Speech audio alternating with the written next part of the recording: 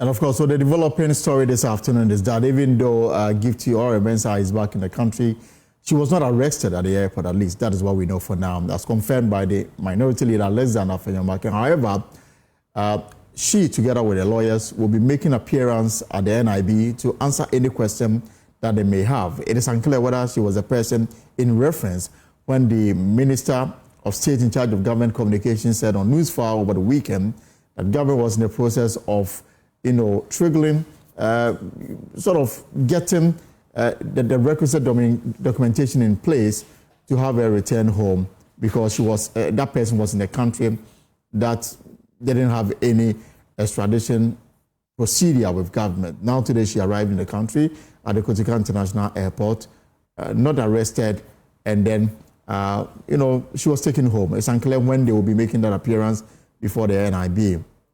Let's speak to the Deputy General Secretary of the NPP, Haruna Mohammed, who joins us on the line. Haruna, good afternoon. Welcome to the poll. So, government has made a lot of noise about some persons they are looking for in connection with what they describe as a fraudulent activity that took place at the National Service Authority. Already, a former deputy was taken into custody on the 22nd of February and then granted bail 2 days after. We do not know whether Gifty Oware is a person in reference when government said that some people had left the country. But she's back in the country. What is your first reaction to what is playing out? Thank you, Elton Bobby.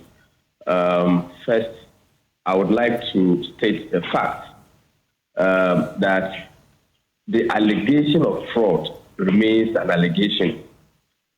This is not an established fact that there has been fraud that has been perpetrated at the National Service Authority. This is an allegation which has not been proven, and the government is yet to prove that indeed there has been corruption related matters with regards to an alleged fraudulent activity at the National Service. Gifty Oware was involved in an official activity outside the country.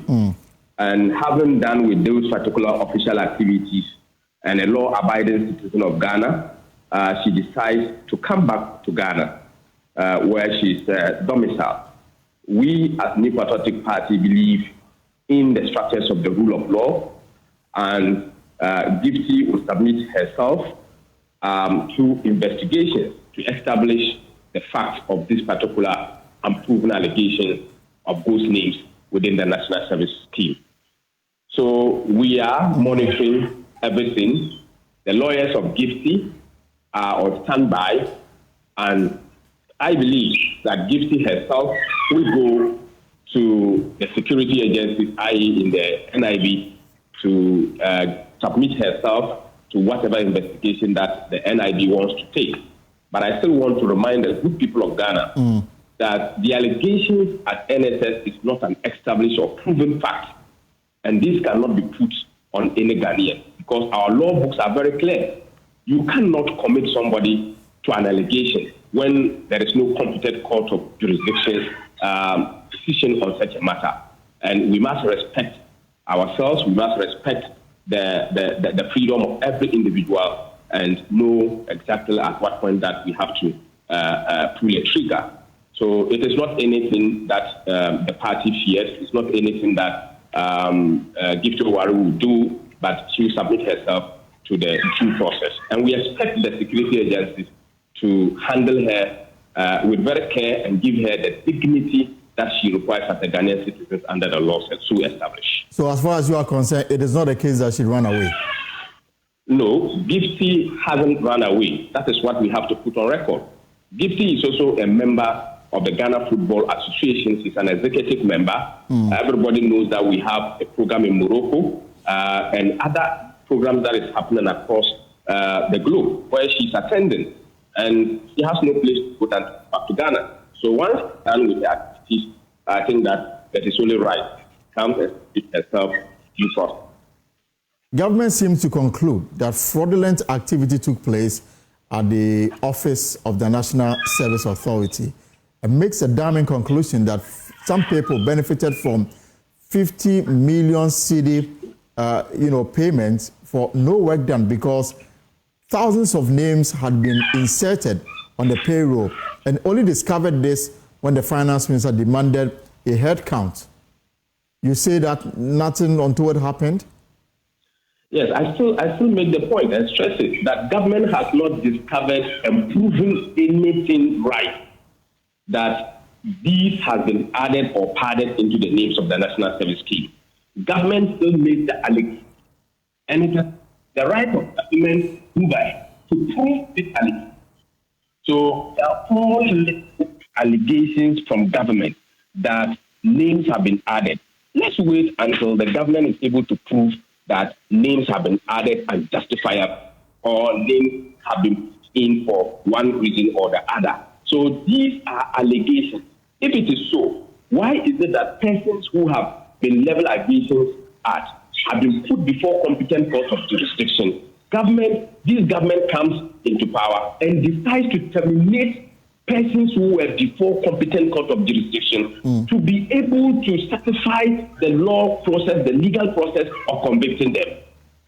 But government will run and come just because of a mere allegation. They want to take and let the whole globe, the whole world, see it to be the absolute truth. Let us seem to be doing what is right and what is justifiable and what it is within the dignity and qualified process of law to be able to tag people as to what they want to say. So the National Service Scheme is not a proven fact of law that these persons have added this. They should come out. The data is there. The former officers of the National Service have come to explain, based on the data, how it is done, what is gone to Parliament, what applications come, what are the extra things that are added. These are what we should be mindful of. Remember, we are not living in a banana republic. We are living in a country that strives on the rule of law, and the legal process must go through. If you seek to terminate proven legal processes and come to place yourself on allegations, then that is you. So as far as you are concerned, this just stay in the realm of an allegation, unproven. And for that reason, nobody can be hanged unless duly done so by a court of competent jurisdiction. Sure, because an investigation has to be commissioned. The investigation will come out with the result.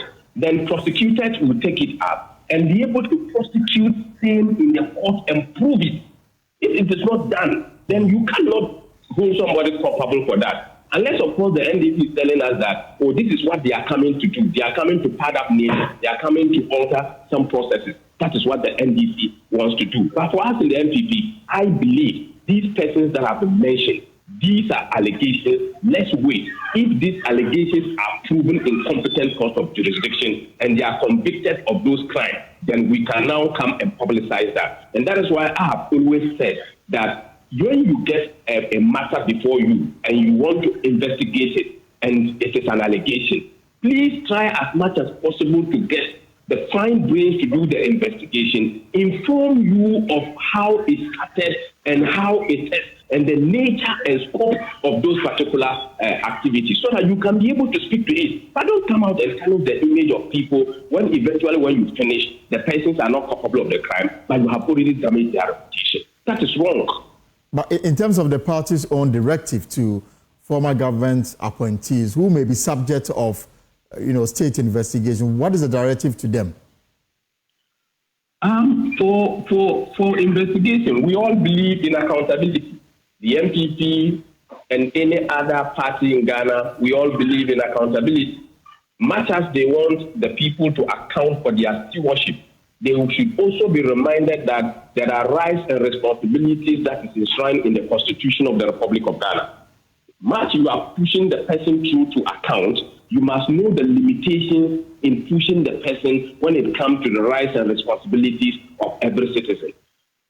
We need to be very mindful of such processes, not to turn it into a political football, where when you come, this person, you believe that I must change this person, so I should deal with the person. At the end of it, if the person is not wrong, you've ended up by damaging the reputation of the person. We must be very careful. Let's do this based on investigation, and that is why we set up the Office of the Special Prosecutor in the process of delivering our governance system and curbing corruption. Haruna, do you know when, for example, Mrs.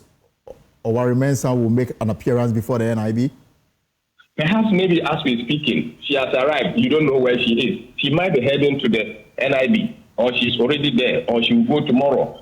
Whichever it is going to be her decision to appear. And when she appears, and then it will also become public as when she will be released from the place. I think that Gifty Oware would not delay so much going to the NIB. Once she has heard that she's been looked after, and then the president made an announcement that to order to have made a state of the nation, and she's arrived in the country today. She has arrived, and then on the basis of which we are speaking, Gifty will make an appearance at NIB, and then this will also be made public. We'll leave it here for now, and then because this is a developing story, we'll keep an eye on this matter because we're waiting to see the next move, whether the NIB will make formal arrest or the person of interest, in this case, the former deputy head of the National Service Authority, Gifty Oware-Mensah, will make a formal appearance herself. She arrived in the country through the Kotoka International Airport. She was not arrested. The minority leader was there, granted an interview to the media. She went home, but the information we are getting is that she will be submitting herself to the NIB for any questions that may have regarding the discrepancy government has raised in relation to some overheads in excess of 50 million Ghana cedis that went into wrong hands through the payment of service personnel on the National Service Authority payroll. Let me take you to Parliament now, because the minority is demanding an apology from the Finance Minister over what they describe as a failure to fulfill the government promise to uncap funding for the National Health Insurance Scheme. Now, the minority claimed that the National Democratic Congress, NDC, pledged during its campaign to remove the cap on NHIS funding, arguing that the restriction imposed under the previous administration negatively affected the National Health Insurance Authority, NIA. However, the minority contends that the Finance Minister's statement at the National Economic Dialogue, citing financial shortfalls and resources mismanagement within the NHIA, is an attempt to justify a failure to deliver on this commitment. Here is a member of Parliament for Afenyo-Markin Asokore, Dr. Afenyo, addressing journalists. For if you say the NHIA faces a shortfall, our expectation is that the NHIL is raking in fund of about 11 billion. We would want to know what has been actualized. Then we can know what is the meaning of a shortfall. In our expectation, during the campaign of the NDC, and reference to page 102 of their manifesto, and also the current president, he stated that they are going to uncap the NHIA. Ladies and gentlemen, what uncapping means is this. The previous government made 8 billion last year, but it allocated 6.4 billion to the NHIA. What it means is that government takes some bit of the money from the health fund to support its budget. However, the whole world was made to understand that that concept or practice by the NPP government was inimical. And the campaign by the NDC was they would make all the revenues available to the NHIA. I think that having gone into office, the Minister of Finance sees that it is so difficult to uncap, which means it is so difficult to give all the resource envelope from the health fund to the National Health Insurance Authority. The only way to go about it is to say that there is misuse of resources and also there's a shortfall. It is not true. They are passing the buck. And I want the Finance Minister to accept and to admit, to apologize to the people of this country that the promise that they made to uncap, they cannot uncap it. And in this budget, we are expecting nothing less than a full allocation of what was received in the health fund to the NHIA. Now, if he says misuse, I disagree with that. You know, Finance Minister is a very smart young politician, intelligent, and I will not take his words for granted. Atu saying misuse, it is a statutory allocation, and it is done here in Parliament. unlike the other state agencies that the Ministry of Finance would approve their budget, we approve NHIS in this Parliament. It's a joint effort of the two parties, or the majority and the minority. So if there is misuse, we have sat here several years to approve their budget. We didn't raise the issue over here. Why would you see misuse when you become a Minister of Finance, when you were a leader of the minority then? I don't think there's any misuse. It is that I have gone into a new office. I realize I spoke more than the reality, and the reality is caught up with me.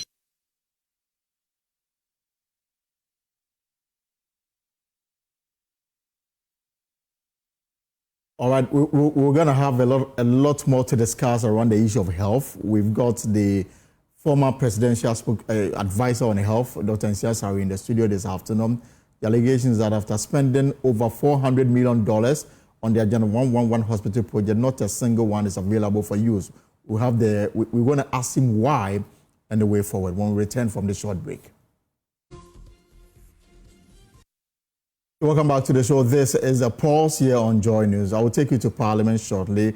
I announced that my guest this afternoon on the show is former presidential advisor on health, Dr. Nsiah. Doctor, you're welcome to the pause. Before we talk about Agenda 111 and why you've sunk in $400 million and yet you can't boast of any one being in operation, let me take our viewers to Parliament now, because something is developing there. The Speaker, Afenyo-Markin, has promised to be swift and decisive as he take action against an unknown MP who described the Member of Parliament for Korle-Klottey, Zaneto Rawlings, as a daughter of a murderer. The comments drew anger and condemnation from a section of the public, despite the identity of the MP not being known, and delivering a formal communication on the matter after receiving a petition from some traditional leaders here in the Greater Accra region. Afenyo-Markin condemned the comments and said the unknown MP will be fished out. To draw the attention of the world and Ghana in particular on what we are doing with regard to this issue, and maybe allay the fears of our brothers and sisters who are here, I believe, to urge us on to be seen to be acting on the issue. This matter has to do with leadership in Ghana. It is our collective duty to set a standard that reflects the true character and values of our great nation. We know from the holy books the immense power of the word. We therefore need no reminders of the power of the spoken word. Words can inspire hope, foster national unity, and strengthen collective resolve. Yet, they can also divide, wound, and erode the very foundations of trust, national unity, love, hope, and the dignity we seek to uphold in this House. It is therefore regrettable that in the course of the parliamentary proceedings on 4th February this year, an honorable member of this House was subjected to an unwarranted, unjustified, and deeply offensive, reckless remark, or being referred to as, for want of a better way to convey the remark, quote, the daughter of a murderer. I apologize for having to even repeat it. You all know the background, but it's important to remind you. On Tuesday, 4 February 2025, Honorable Dr. Zaneto Rawlings, Member of Parliament for Korle-Klottey and daughter of the father of the 4th Republican Constitution, our late former President Jerry John Rawlings, may his soul rest in perfect peace, sought recognition from the Speaker to contribute to the proceedings on the floor of Parliament. I was then attending a conference in Morocco, so my deputy was on the chair. Media footage available indicates that during this attempt to speak, the unsavory remark was uttered off microphone from a seat of the minority side of the House in reference to the honorable member. Such conduct is dishonorable, and I strongly condemn it as a behavior unbefitting of a member of Parliament. The law on this is very clear. Article 115 of the 1992 Constitution of Ghana guarantees freedom of speech, debate, and proceedings in Parliament, ensuring that such discussions cannot be impeached or questioned in any court or place out of Parliament. This privilege of freedom of speech is reiterated in Order 22 of our standing orders. Honorable members should, however, note that this privilege is not absolute and must be exercised responsibly and in accordance with the rules of Parliament. Article 116 of the 1992 Constitution provides that while members of Parliament enjoy immunity from civil or criminal proceedings for statements made in Parliament, they remain accountable within Parliament through the Parliamentary Committee on Privileges when those statements are found to be prima facie defamatory or in contempt of Parliament or in breach of parliamentary privilege.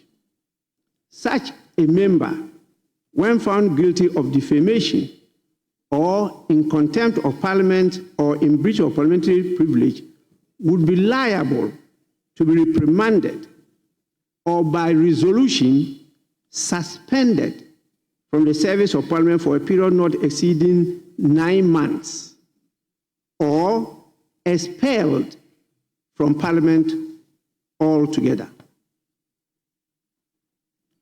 Let me be clear. Parliament is a place for constructive debate, guided by principles of mutual respect and integrity. While we may differ in our views and engage in spirited discussions, there is no room for language that seeks to offend, abuse, insult, demean, defame, blaspheme, or impute proper motives, or impugn the integrity of a member or any other person. In light of this incident, I extend my deepest apologies to Honorable Dr. Zaneto Ajiman-Rawlings, Member of Parliament for Klote-Kole, Her Excellency Nana Kunedu Ajiman-Rawlings, the former First Lady of Ghana and widow of our late illustrious President, the family, the chiefs, and all the good people of Anglo Duko and Anglo land. No one serving their country should have to endure such indignity. Consequently, a formal investigation has been initiated to determine the identity of the member who made the comment. Subsequent to which, in line with standing orders 218 and 219, the Committee of Privileges and Immunities and Ethics and Standards shall be called upon to consider the referral and report to the House. Parliamentary rules and regulations must be enforced. Decorum must be restored in this House, no matter whose ox is God. As we move forward, let this movement serve as a call to action, a call for introspection, a commitment to raising the standard of public debate, and a pledge to ensure that our disagreements remain intellectual and a market of ideas and wisdom. So the Speaker of Parliament, Alban Baben. Now, what we do know is that this particular comment was not said on record. There's no parliamentary record that captures this comment. It was said off record. So we'll wait to see how the body that has been tasked to investigate this matter will unravel this and then recommend to the House the appropriate action. But the said member has been given 1 week to own up or face sanctions. But let's now come to the studio and talk about Agenda 111, because health projects commissioned by the former president, Nana Akufo-Addo, had a civil works yet to be completed. Now, the facilities at Trede, Oforikrom, and Ahanta West districts were commissioned 2 days before the 2024 elections, but there were no plans to hand them over to the Ghana Health Service for operationalization. Health Minister Kwabena Mintah says civil works on all the health facilities are below 95% complete. Nana Aljima has more. According to the health minister, only $400 million of the $1.7 billion needed for the Agenda 111 health facilities was released for construction. By the figures, over $1 billion will be needed for the completion of all facilities under construction. Mr. Akando explains. By the briefing we have had, speaking to the consultants and the contractors, about $400 million have been disbursed. Now, we need not less than $1.4 billion to be able to finish the whole project. A visit to the Oforikrom and Trede facilities, commissioned by former President Akufo-Addo, showed both facilities are not operational. Though civil works are advanced, there is much to be done in both facilities. Road networks leading to both sites are untarred, dusty and bumpy. At the Trede facility, part of the roads within the hospital are untarred. Some beds and a few equipment that were moved into the hospital continue to gather dust due to inactivity. They are still construction sites. Even the civil works have not been completed yet. Labs are incomplete. Not all the equipment have been delivered. And so we don't have health workers here working as expected. Patients cannot come for treatment here as expected. I came with the Director General for Ghana Health Service. I'm here with the Regional Director for Ghana Health Service, Ashanti Region. And they tell me there's no action plan for recruitment or for staffing of these facilities. According to the health minister, though there is no dedicated source of funding for the project, the government is willing to complete the projects following the submission of a blueprint. Mr. President, His Excellency John Dramani Mahamad's marching order was clear that I should inspect all these facilities and then have a blueprint going forward. How the people of Oforikrom, Trede, and its environs will benefit from the facility. For Joy News, Nana Aljima, Kumasi. Well, there's more on this because in the State of the Nation address, President Mahama also raised issues making a categorical statement that not even a single Agenda 111 project is in operation. Speaker, I'm sad to note that there is no dedicated funding source for such a gargantuan project.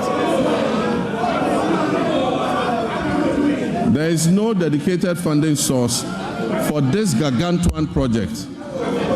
Mr. Speaker, for the record, as I speak, not a single Agenda 111 hospital is operational. In any part of Ghana, I challenge you, not one is operational. Mr. Speaker, and it is worth disclosing that $400 million has already been disbursed under the Agenda 111 project. Mr. Speaker, at a rate of approximately $80 million per hospital, this $400 million spent could have completed and made operational at least 22 of those hospitals.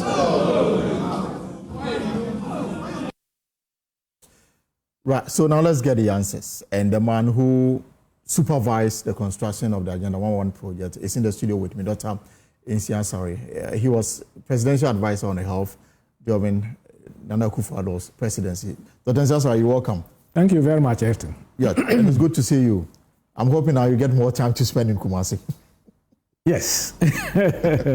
Right. Moving between Kumasi and Accra. Okay. Let me start off from, you left office and you did handing over notes to the NDC administration. Is it a case that in the issue of the Agenda 11 project, there was nothing around it that government could use to sort of continue with the project? Because from what we've been told by the health minister, the president has tasked him to visit all projects and then advise him on the way forward, because there's no blueprint to help the government progress with the work done by the NPP administration. Elton, I'm very happy to be here to clarify some few things in the short time that you've given to me. Right. I'm very happy that now the health minister is going around. He has been asked to go around to see things for himself. I'm sure yesterday he saw things for himself. And there is a blueprint. At least, first, there is a comprehensive handing over those. On Agenda 11. On Agenda 11 to the transition team. Myself plus the consultants, we met the transition committee on the presidency. Honorable Afenyo-Markin and Honorable Dr. Omanibuama were the co-chair. Honorable Agoja was also there. We met them, we met the team, we gave our report to them. They asked for more, some other clarification, we sent it to them.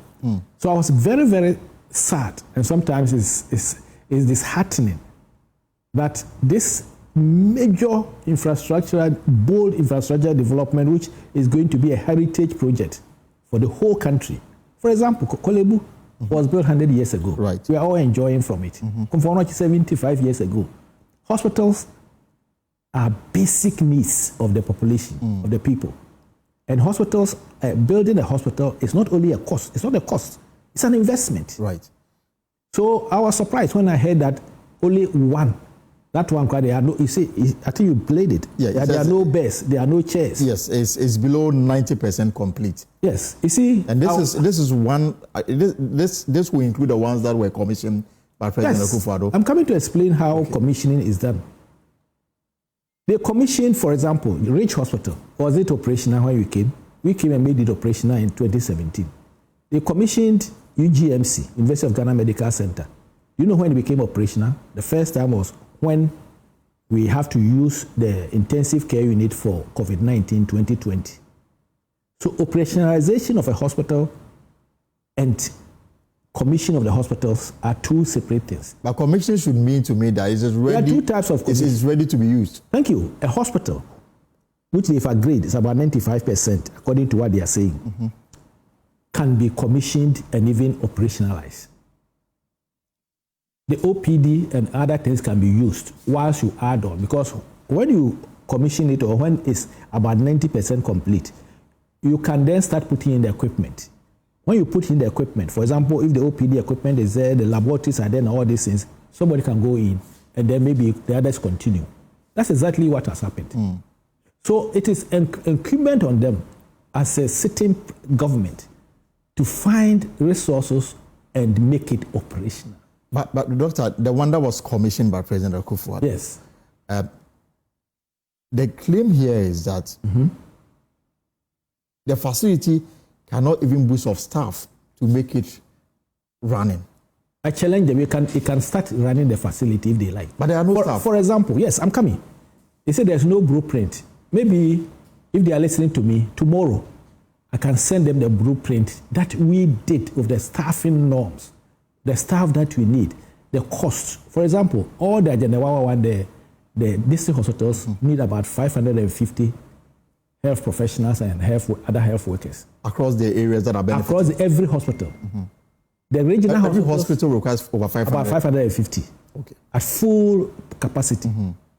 The two psychiatric hospitals need about 950 workers. And then the regional hospitals will need about 1,350. We did this thing with Ghana Health Service and the Ministry of Health Human Resources team. And the man says that there's no action plan to recruit. So the action plan to recruit is what we started in July 2024 by recruiting 15,200 nurses and midwives. If it was not the Ghana Registered Nurse Association, the Ghana Medical Association, they would have been sitting at home. There was this revoke all appointment, because appointment or recruitment is a process. It's not an event. So that's one of the plans. Another plan was that we knew that the 2021 nurses and midwives are at home, 2022 at home, 2023 also at home, 2024 are about to finish they are doing their national service. There are doctors who have finished their 2-year rotation at home. There are pharmacists who are at home since 2020 or so, when we employed some of them. Right. 2021. There are hospital administrators who are at home. There are medical laboratory scientists who are at home. So the plan is there. We know when to operate them. And we even pass this document through the Ministry of Health to the Ministry of Finance. This was during the transition hearing?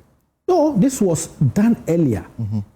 So if they want that document, it is there. I will print it and go and give it to them. But at the time the one was commissioned, no one was at post. Yes, that's what I'm saying, that there are different types of listening. If you haven't finished everything that all the equipment, because you need to put the equipment in, the contractors have to come in and do some small patches. And then you have the supplier of the equipment has to first test and train people on the equipment before workers can start using it. Let me tell you something. Right. All the about 12 VAMED projects, the 40-bed projects, 5 in Ashanti region, 1 in Ahafo at BIM, 5 in Eastern region, and then 1 in Greater Accra, were all commissioned at the fourth quarter of the year by the president, the former president and vice president.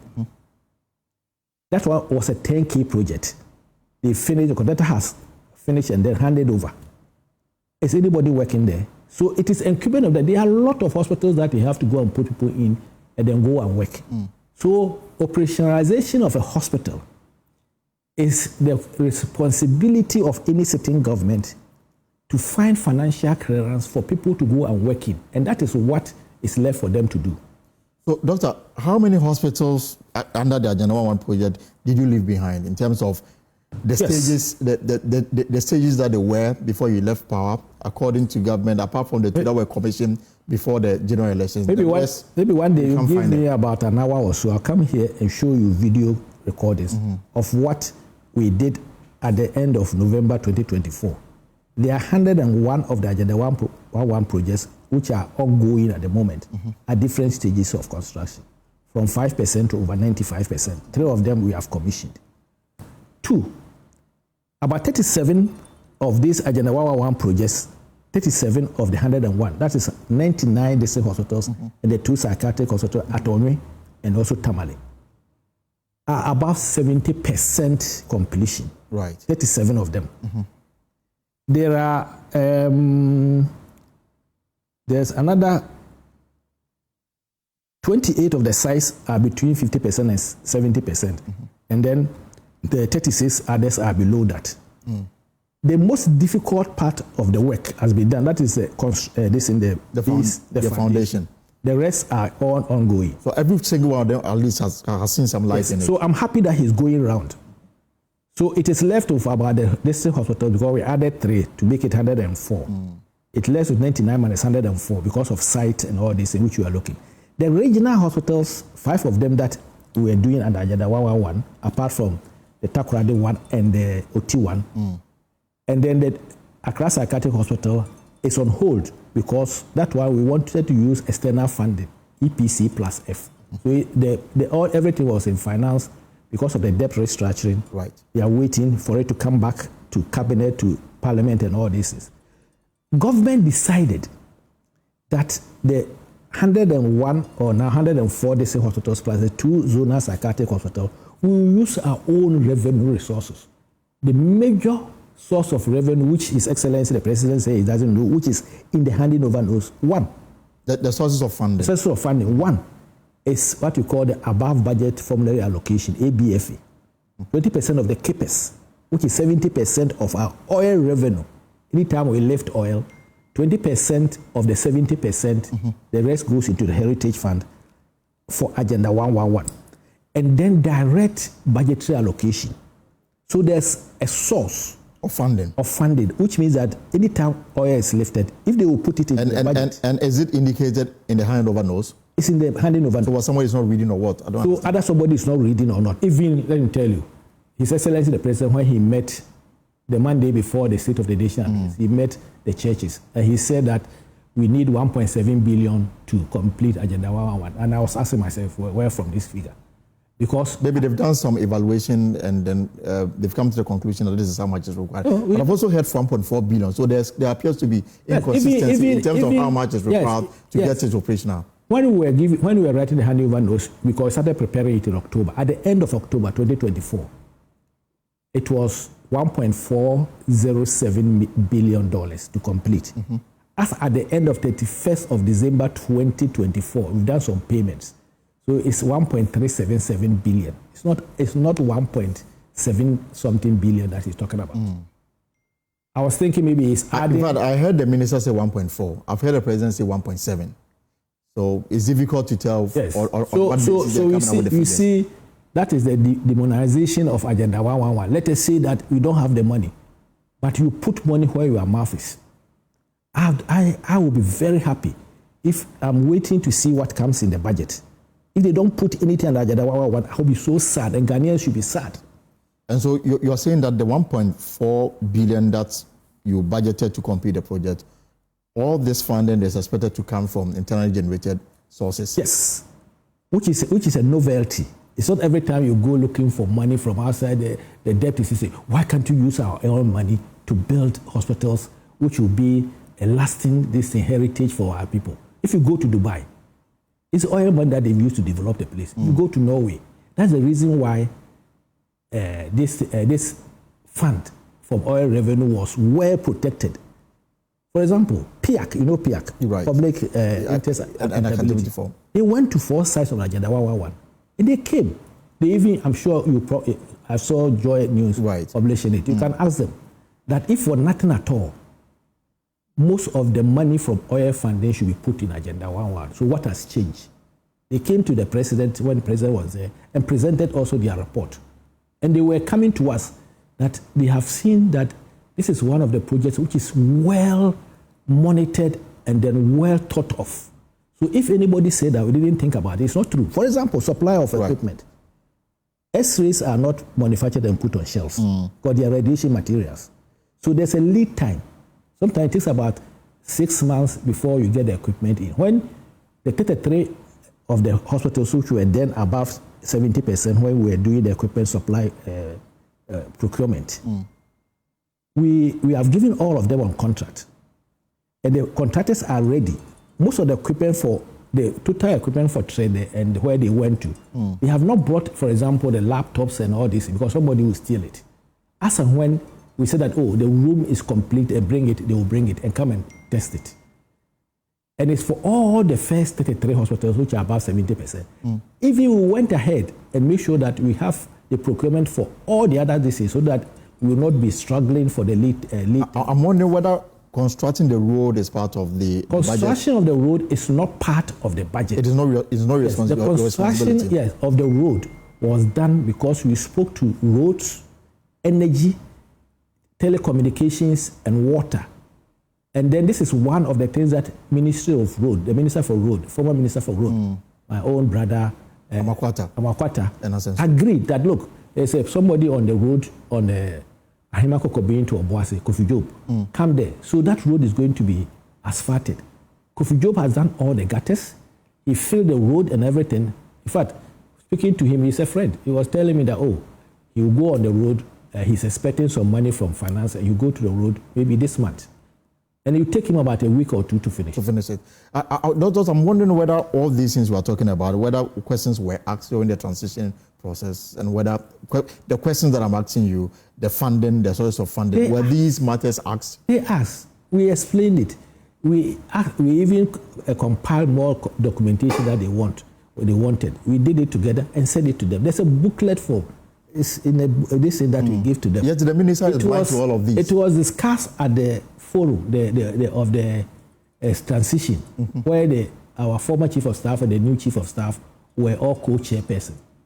And they asked the necessary questions. So I am surprised. Unless, give a bad name to this and throw it away, the baby and throw it away. But so far as some of us are concerned, so far as Ghanaians are concerned, the chiefs have been asking, we will not allow this thing to happen.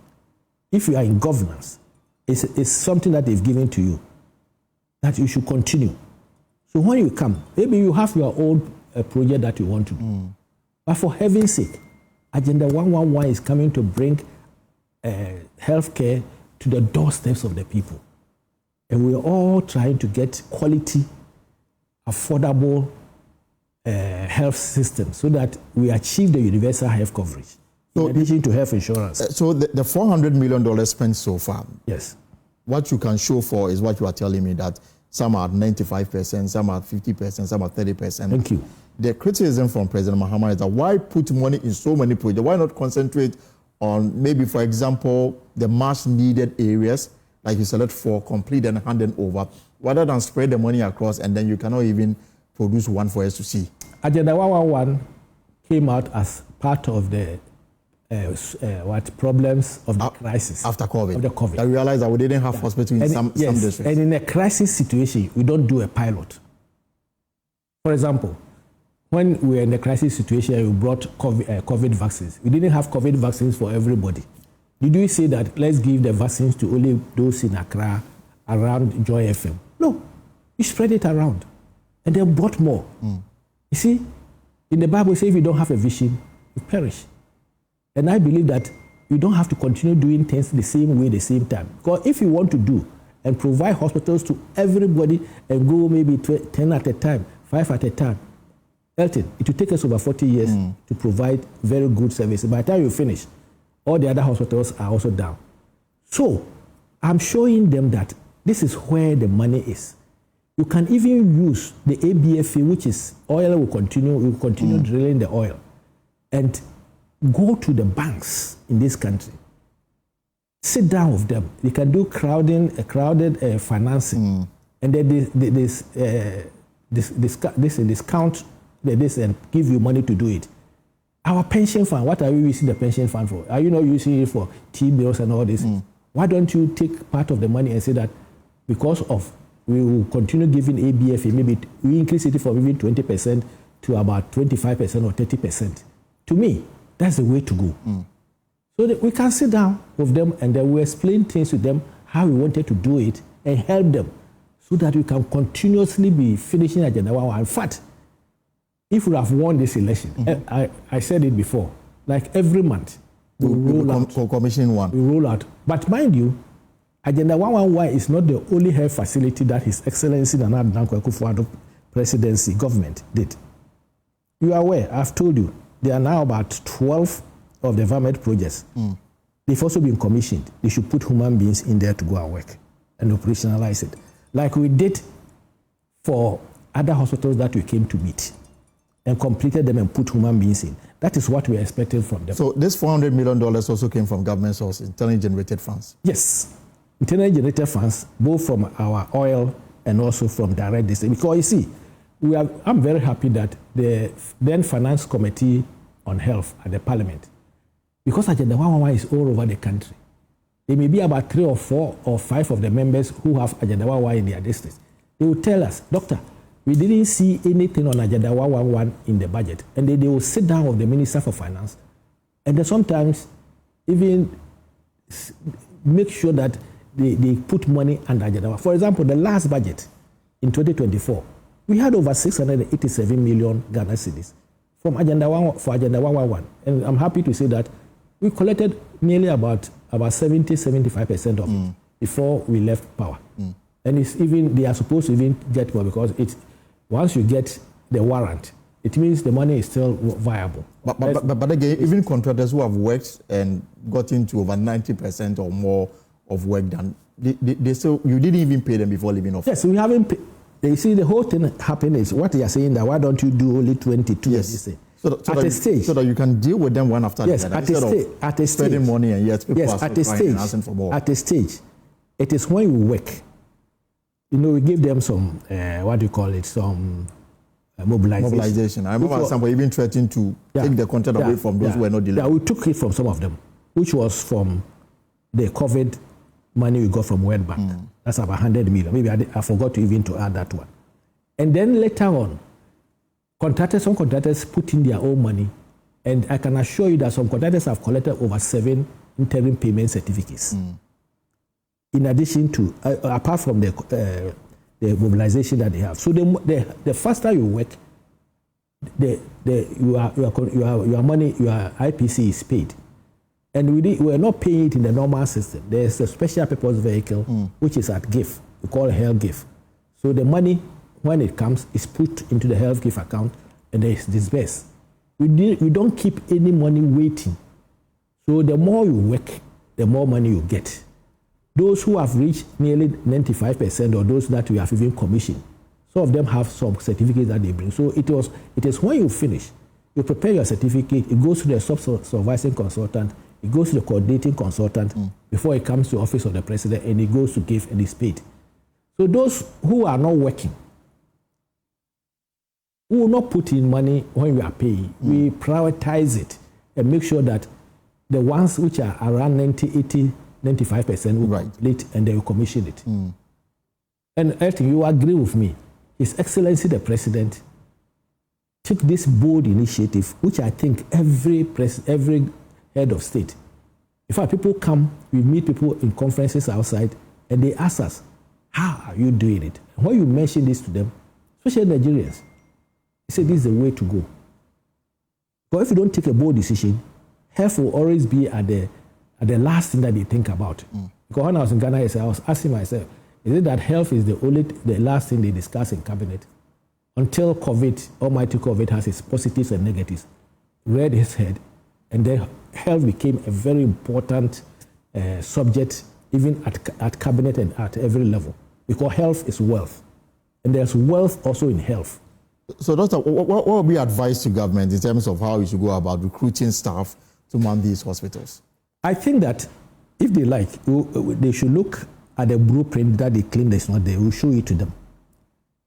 And then they should give financial credit. They should make sure that this budget that they are doing, at least they are a cohort of all types of health professionals who have not been employed.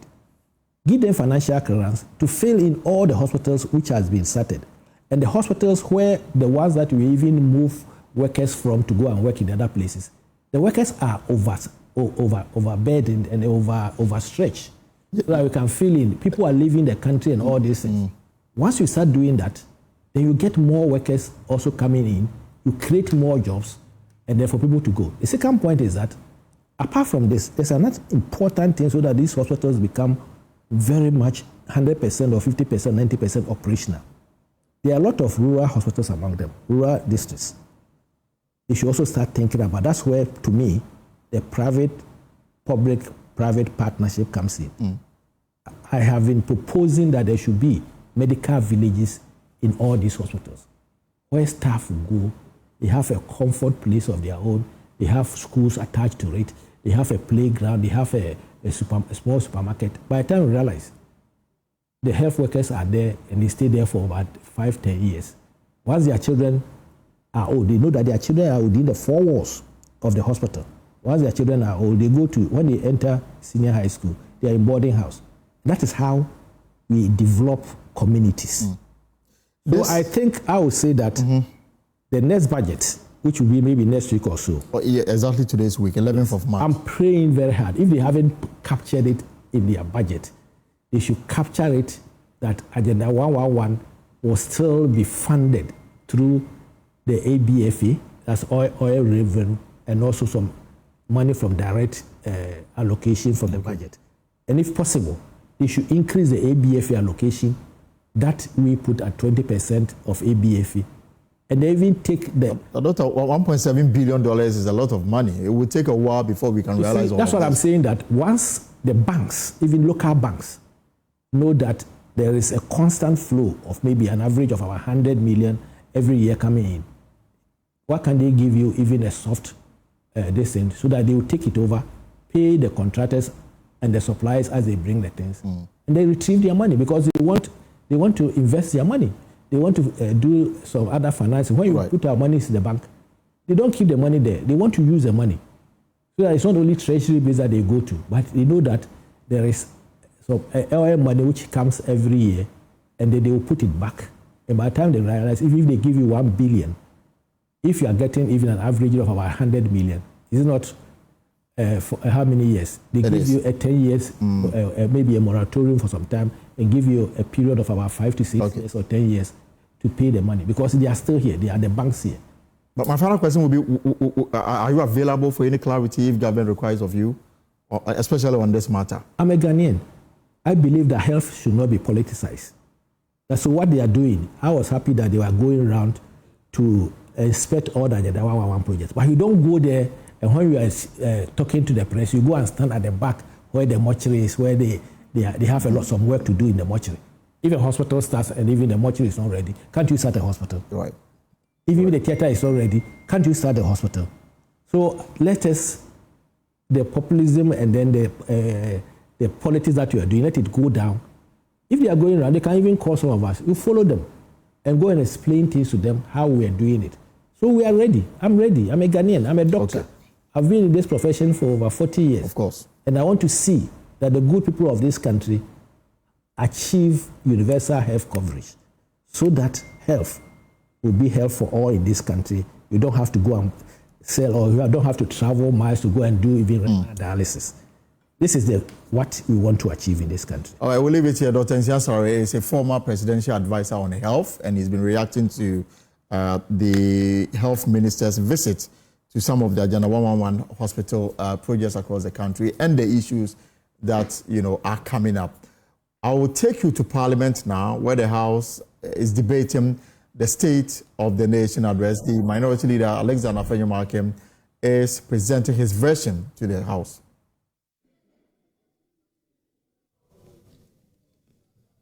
Mr. Speaker,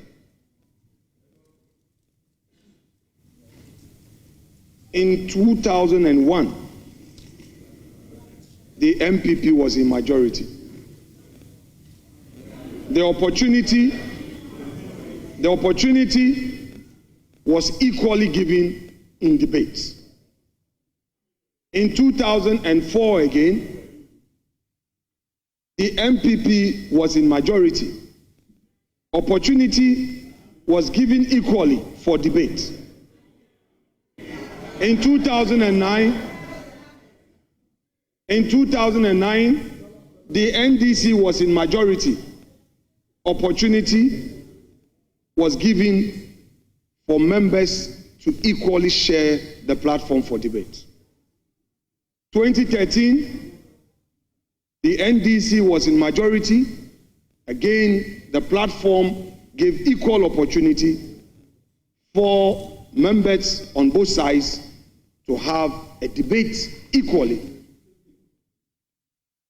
2017, the NPP had overwhelming majority of 169, the first in our history.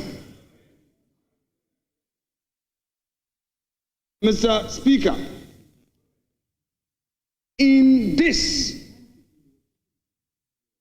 there was nothing like the NDC being given less opportunity to speak.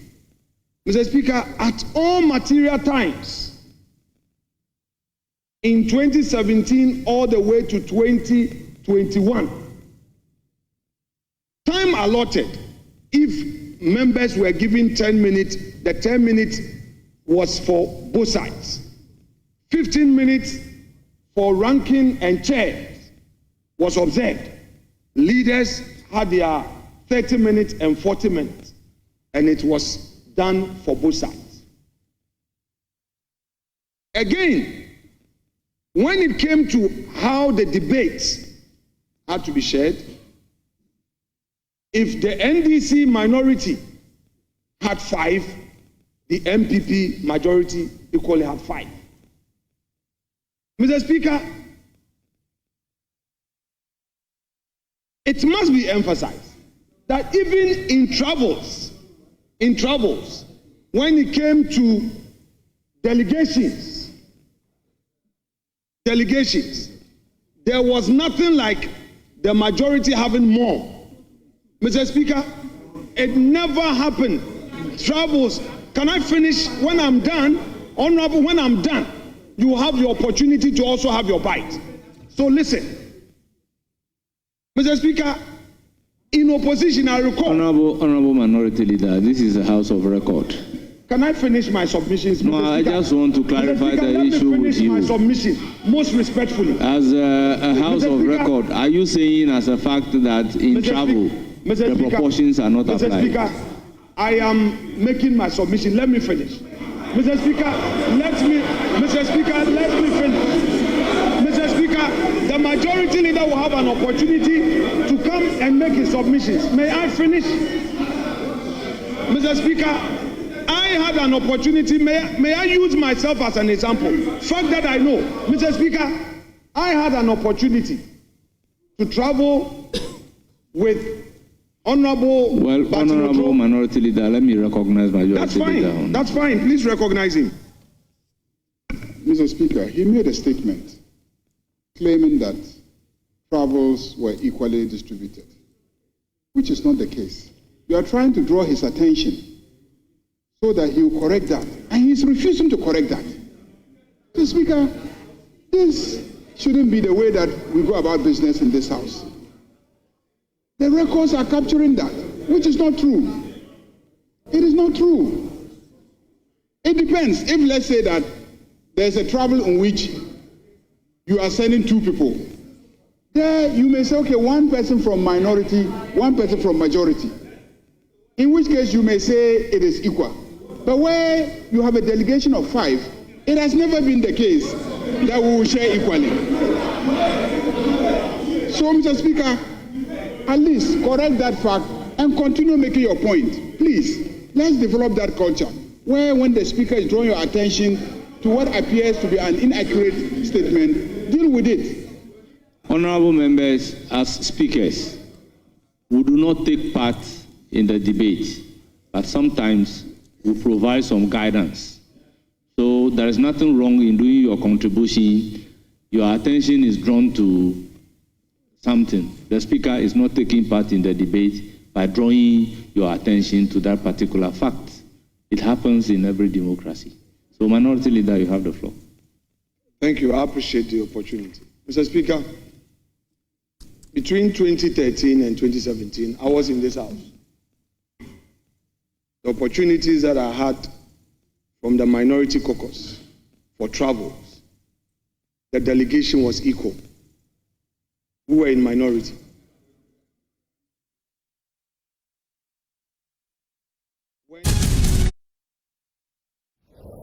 So we'll take you back to Parliament when the debate is formally underway, the debates of the State of the Nation address. But right now, though, I can also take you to the Accra International Conference Center where the National Economic Dialogue is winding up. We can hear reports from the various sectors that deliberated on major issues as the Vice President prepares to close the forum. The Infrastructure Committee is presenting its report now.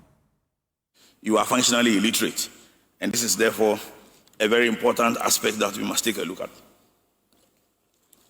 Then support of connectivity using gifted fund and grants should also be considered in partnership with GIFEC and other private sector entities to increase access to broadband and connectivity. Let me move on to transport and connectivity, which was a big one in the room, and there are several aspects of transportation. The first one is to reintroduce tolls. We are aware that at a point tolls were removed there were investors around who were ready to put in money on toll roads. And the reintroduction of tolls, especially on the highway as well as the urban expressways through PPP mechanisms, will incentivize the private sector to come back. Definitely there are instances or the areas where there will be financing gaps, but the more the financing gap is minimized, the lesser the recourse to government. And we believe that specific projects like Accra to Takrady, Accra Kumasi, and Accra Flow are areas where government can use these main arterial roads to explore PPP opportunities. I know a lot of people do have sentiments when it comes to PPPs, and will try to explain all the theories about PPPs. The important point is that you cannot have a big push without private sector funding when it comes to this. What is important is to identify the problems and solve those problems whilst we roll out such projects. Having said that, I think it's also important for PPPs in general, and these have been used for other projects. The container terminal is one of them. The NPS terminal is one of them. The National Identification Authority is one of them. But it's important to show more success stories. Every government wants to deliver roads. And unless we explore those options, we can't show the success stories to attract investment. Then there is the international component of roads, and one particular road is of keen importance. That is the Abidjan-Lagos corridor. The Abidjan-Lagos corridor, incidentally, has been described in some literature by the American government as the fastest growing megapolis in the world. For the purposes of those who may not understand megapolis, that is when metropolitan areas across countries get to a point where you cannot distinguish which metropolis is in which country. And between Abidjan and Lagos, we may be arriving at that over the next 50-year cycle. That actually may be the reason why African Development Bank is ready to raise about $16 billion to fund Abidjan-Lagos corridor. But the important point we focused on is that 60% of that corridor is within Ghana. And once waiting for African Development Bank to fund, the best we can do now is to incentivize private sector and identify to them the potential future investment opportunities along that corridor where they can invest now. For example, logistics hubs and the rest, and there are numerous things that can be done now to enhance the potential Ghana can gain, and that will make Ghana's component of that project much more leveraged. So that's one recommendation that we make.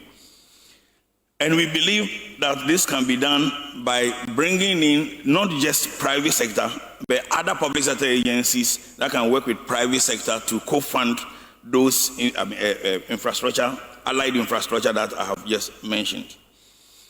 We should ensure that transportation infrastructure is always aligned with operations and cost recovery. That's one of the areas we are lacking a lot. So you'll find that we have had projects like BRT, GAPTI, etc., Yalolo and the rest, which have not been properly leveraged. Either the infrastructure component was done and the operation component was not done, or vice versa. The need to leverage the two and ensure that we make as much cost recovery as possible is highly recommended as a long-term measure. Then there is the Accra-Tema Motorway ATMP project, where budgetary allocation has already been made. We do believe a continuation of that project as a 10-lane expressway, 27 kilometer, with private sector funding, will also continue to show success in other areas. So then let me move to the system of management to be put in place to ensure that not only do we deliver infrastructure, but we maintain it. We have challenges in maintenance culture. There was a lot of debate about the road fund and the fact that the road fund has not achieved this purpose, but that is similar to many of the funds. It's because we end up leveraging it for the wrong purposes.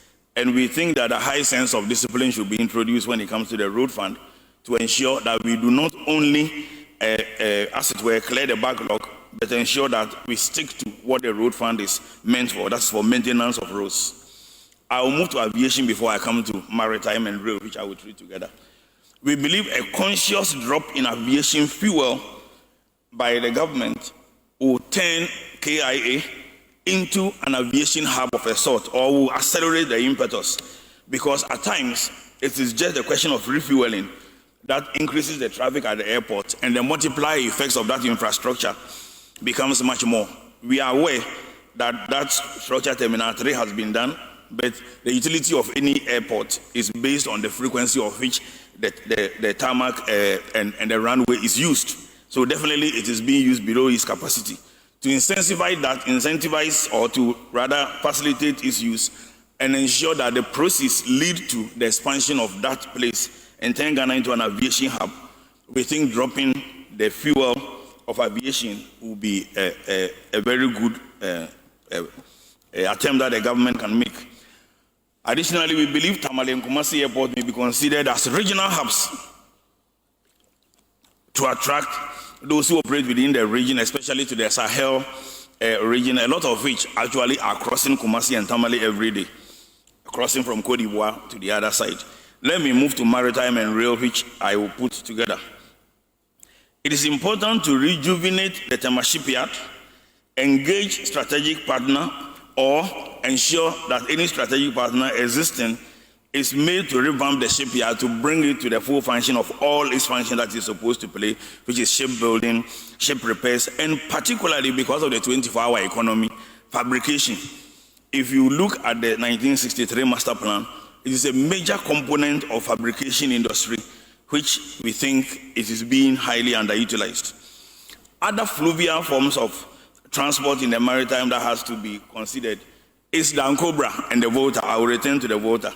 But the Ancobra is actually a way, and the navigation has been studied, can be used to actually cut manganese and bauxite to some extent. So these are things that we need to take a look at. We recommend that the GPHA be allowed to ring-fence part of its revenues to raise funds for port expansion on its own books. This has been done before, but if it is purely ring-fenced, then the flow of funds into that becomes an assurance to attract private sector funding. Still on the subject of maritime and railway, we believe that railway is a major way to attract climate funding, especially to the private sector. And therefore, to incentivize that, it is important to accelerate the multimodal use of the Volta, the railway, Mpakadan. My information is that the port may not end up being at Mpakadan but somewhere else, but that is beside the point. But a combination of road, rail, and the 400-kilometer waterway on the Volta creates a situation where we can actually attract a huge amount of climate funds to be able to develop transport infrastructure in its various forms. And that is almost ready. So there is every reason to accelerate the implementation of that. To also help develop more railways and link it to other sectors, including Wankra and the rest, it is important that the provision in the railway of the railway fund under the Railway Act 779 be looked at, and the attempts to populate it should begin, so that that becomes a basis that can be used to leverage other funds. And at the same time, allied infrastructure like industrial zones be created alongside Wankra and the rest, in order to make sure that railway plays its real role. Infrastructure as relates to industrialization. Now, it is important that we map foundation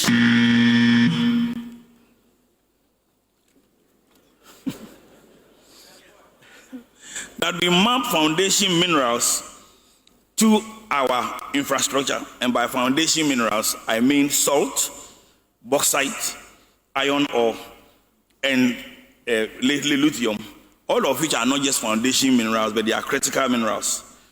The point about foundation minerals is that they are not existing in themselves.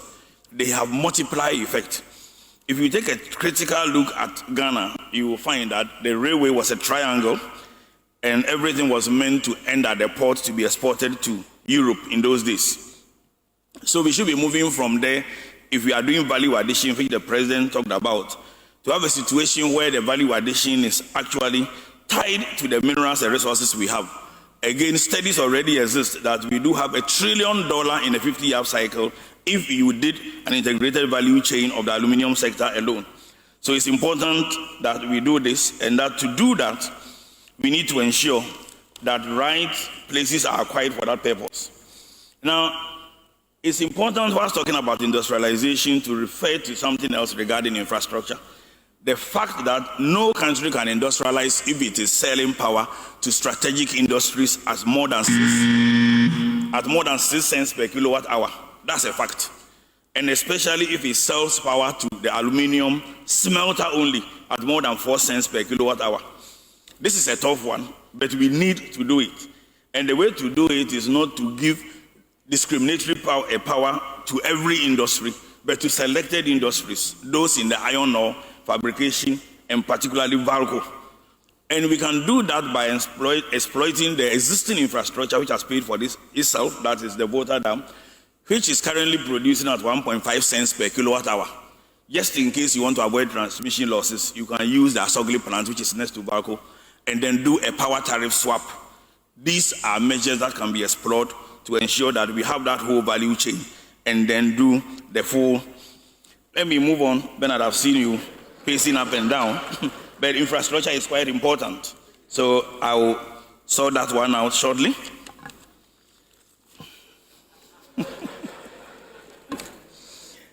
It is important that in looking at financing, we do not look at financing from the point of view of just the things we have to finance, but what else we can leverage. And therefore, populating the Renewable Energy Fund is a key recommendation. We made the provisions in section 31 of Act 823. We need to take a look at that. We also recommended that gridco infrastructure should be separated from the transmission infrastructure in order that private sector can invest in the infrastructure relating to the transmission. Now, finally, Her Excellency the Vice President, Honorable Minister, we have no doubt that PPPs will dominate the recommendations we have made. And it is not just because we love PPPs. It is because all of us need infrastructure in one form or the other. And I will be landing in the next 1 minute. Each of us came from our homes, which is infrastructure. Each of us drove in a car, which was on the road, and that's infrastructure. We are here in an infrastructure. We receive light from infrastructure. And when we do this and the cost is being built, we forget that our failure to do other things is what will lead to project-affected persons, etc., and increase the cost. So if we have a situation where we have a big push of 10 billion, we have the need to minimize costs, and at the same time, you have a situation where there is 48 months for delivery. Recourse to the private sector is very important, and we believe if that these recommendations are accepted, we can achieve all this without bloating public sector debt. Thank you.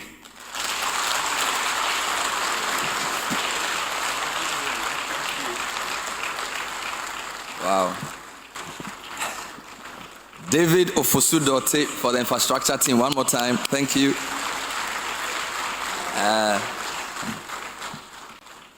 So 2 lessons there. 20 minutes is shorter than you think. That's lesson 1. And you know, yesterday, Minister of Finance said if things go well, we'll reach a certain level of GDP per capita by 2038. It seems very far. It's not that far. Right? Time is actually faster than you think, and that's the lesson from here. So thank you, David, and your team. Put your hands together for them one more time. Now, final presentation we decided to make last because all of these will not get anywhere if there isn't good governance and if we don't eliminate the big bad wolf called corruption. And for that, the chair was Dr. Emmanuel Akwete. His presenter is Mr. Franklin Kujo. Dr. Akwete, the chair himself, will come and lead that discussion. Put your hands together for Doc, who is the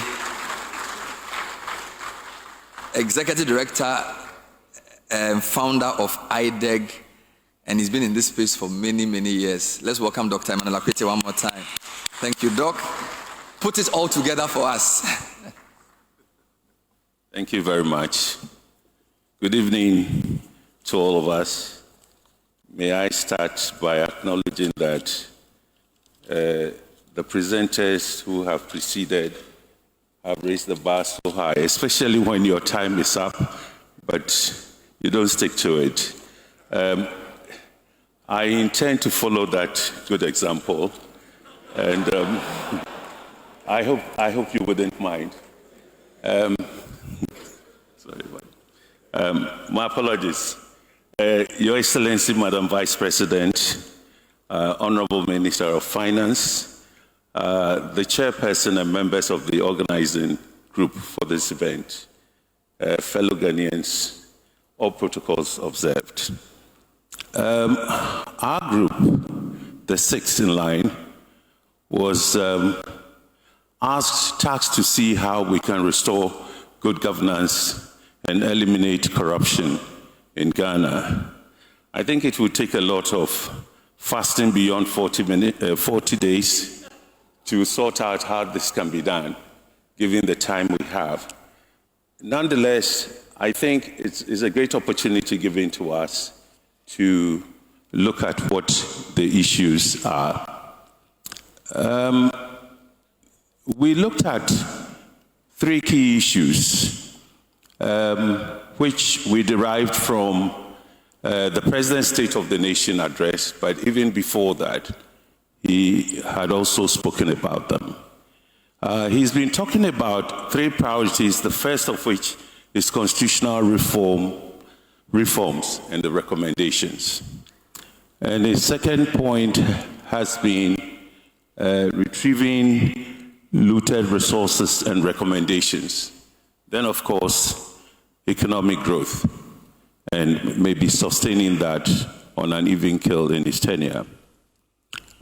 Because there has been two or so groups looking at this third item, we decided to focus on constitutional reforms and the recommendations and retrieving looted resources and recommendations. I think the legacy the President seeks lies within all three, but these two are those we can comment on. And the reason is simple. The President has 4 years of tenure. And as we know, the 4 years are not all for policy. I think the maximum that he can do is to ensure that 2.5 years of the 4 will be strictly based on the reforms that he wants to pursue. We do not regulate electoral politics very much. And I'm afraid that the 4 years he has, internal party elections of the two major parties could be disruptive, especially when they get into the third year. And in that case, focusing, getting all of us, his MPs, the opposition party, and all focused on delivering the reform agenda would be difficult. So this is something that confronts us, and that begs the question, how do we ensure, is it even realistic that we can deliver constitutional reforms within this interval? The realistic question comes up because just as the President read the State of the Nation, he also said something that is different from what he had said earlier, contesting the elections. In contesting the elections, the focus of the reform, especially when he mentioned election of MMDCs, he made it clear that his party, in fact, reading his party manifestos, they were interested in electing MMDCs, but have not made arrangements for political parties to participate in that, because that takes us to a different clause in the Constitution. That's the difference between the entrenched and the non-entrenched. But in the State of the Nation, he also said, well, if there are clauses entrenched, they can also be opened up. So that changes the scenario. It's like taking us back to 2018 or 2019 when we were trying to also open local government to political parties, plus other things that would come. But it's a bold decision he has made, and I think it's important we see how best they can be pursued. So with a view to this difficult situation, how are we going to manage these processes, party behavior, and all the concentration we need on supporting the election, the implementation of the priorities he has laid? I think 2.5 years or 2.5 years to do reforms is going to be extremely difficult. but we have to see how best civil society and other groups could work with them to achieve it. Now, as I thought about these things, it's clear that if we take the two reforms, we must look at what is strategic and how we can execute that. So we decided to look at the constitutional reforms. And we wanted to look at constitutional reforms not so much in the election of MMDCs, because he's opened that already, but we wanted to look at how he could secure the funding and the processes to implement the important goals he has set for the nation. We looked at, if we're looking at local government, the Common Fund Administrator's powers, we asked ourselves, should it be reviewed to ensure efficient resource allocation consistent with national development priorities? Because we are told that the funds, and I wouldn't say only his government, in previous governments, the funds going to the districts has been challenging. How could we achieve this? Do we have scope for reforms to achieve this? There is also the question of Public Procurement Act, which is strengthening the implementation of the Public Procurement Act, which is essential to deal with inefficient and non-adherence to the law. We also looked at resource allocation. Government institutions must be adequately resourced, and state-owned enterprises should undergo strict performance assessment to ensure efficiency and accountability performances. These are the priorities on the table. And as we looked at them, unless we all come together to support the president, if it were possible not to focus on our political divisions, but take the period as we've elected the president, a national president, and we are supporting the policies that he would implement to improve the quality of governance and economic and social conditions in the country, that would be ideal. But there is a disruptive mechanism which no one has been able to control.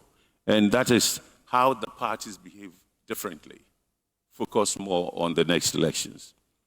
So in looking at constitutional reforms, we think there's the need to strengthen governance systems to ensure full compliance with existing laws and regulations in line with Chapter 24 of the 1992 Constitution. There is also the need for verification of declared assets by the Auditor General. I think the President has set the standard.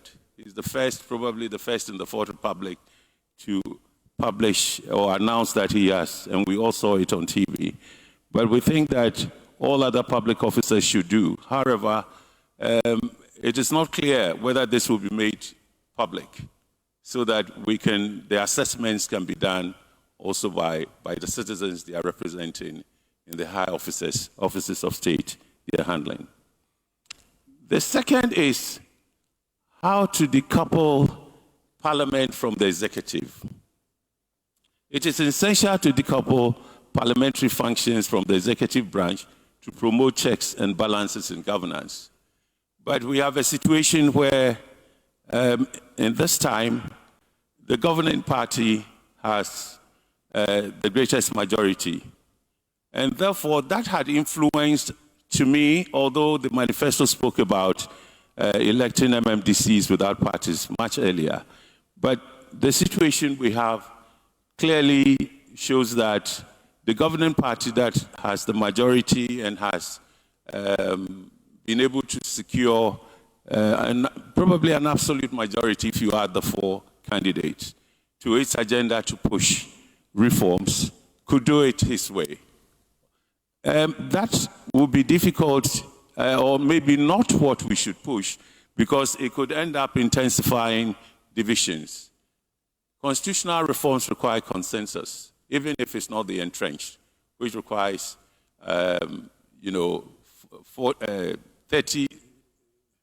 75% of a yes vote, whereas when you are looking at the non-entrenched, 2/3 majority, and that they have already. But if we set that precedent, it might also create problems for reforms that requires that the parties come together to get them through. So we need to look at this extremely carefully and see whether there will be other means of not leaving the two parties, the minority and the majority as we see them today, but probably if there's a state mechanism that could get them to reason through, build consensus, so we do not see the politics of we have the majority, we'll do what we like, which is on both sides anyway when they're in power. So there is an issue there to look at because it's a tit-for-tat game in most cases, but we need to persuade the other side and probably mobilize the public to see how their members of parliament could explain to them the kind of reforms being undertaken and why it's in the national interest rather than the partisan interest. The second is the robust campaign financing regime. There's a pressing need for a robust campaigning finance regime because I don't know who amongst our parties have been prompt in accounting for what they spent in elections. Not the two parties. Well, because Madam Vice President is looking at me, I wouldn't mention the names, but you know the two parties.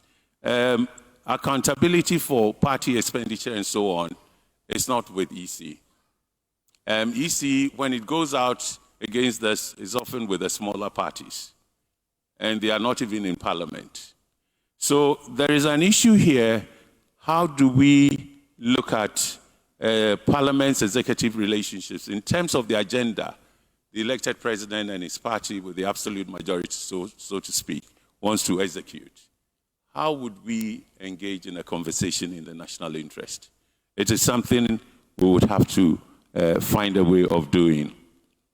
The second major issue has to do with retrieving looted resources, which is the major point of the president. We've thought about this. We are asking ourselves, who are those to do it? Based on the data they have, would it be anti-corruption institutions? Would it be the police? Would it be foot soldiers? How are we going to handle it so we do not get into a very difficult political situation where violence could probably happen? We are hoping that there will be a lot of public education and explanation because we can't also deny that there is public support for recovering what others call the loot and bringing back funds into the system to enable the government deliver its promises. We think that the anti-corruption institutions could help. We should first set up a framework and infrastructure to assist recovery, management, and accountability. I don't know if any of the parties have thought through this, but nobody expected this report. Well, I can't say nobody expected the results of the elections, the landslide, and so on. But I think how are we going to do this becomes an important issue that needs to be discussed, and what mobilization. But it could be well done. Are we going to look at anti-corruption institutions like YOCO? I think YOCO is already undergoing some changes. Can we look at funding mechanisms, independent bodies, the anti-corruption groups, civil society? How would they work with the statutory institutions of the state under the law? There's a lot to be done, and strengthening financial oversight. This, to us, are important issues that we ought to think through and come out quickly to educate the public on how best they will be executed. But I think the last point here that we wish to put forward is that if we are not able to come to some negotiations on how probably we shouldn't run the electoral system that has no effective controls. It will be extremely destructive, or what I want to say, it would divert attention from the reforms. And the elections ahead of us, 2028, probably might be what drives the process. And in that case, I think we have to find the ways in which some consensus can be built without playing the parliamentary game alone, so that the tit for tat is not the way to do the most effective way of reforming our system in the interest of all. We think these two proposals we have, if seriously considered, would probably help us undertake reforms. But most of all, because the entrenched provision is now admissible from the President's SONA statement, it's like taking us back to what we tried to do in 2019, when election of MMDCs, political parties can participate, and that in the NDC manifesto for 2025 elections was a no-go area.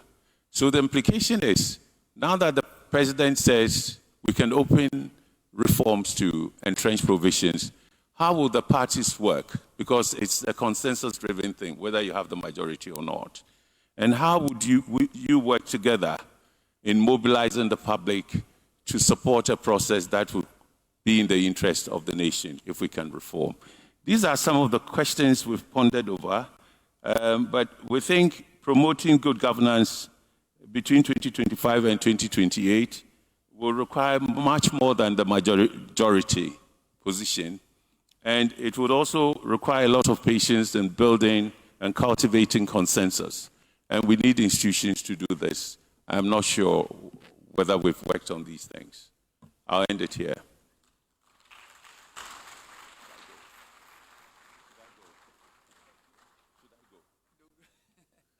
You gave the impression you were going to spend much longer. So we're all surprised you finished so soon. I picked many of the things in hours that have been said already and didn't want to repeat them. Thank you very much. Thank you. Put your hands together for him. Thank you very much indeed. Please, just like to thank all the committees. First, let me just ask the Good Governance Committee to rise so we acknowledge all of them. The Good Governance Anti-Corruption Committee, where are you? Thank you. We see them a lot at the back.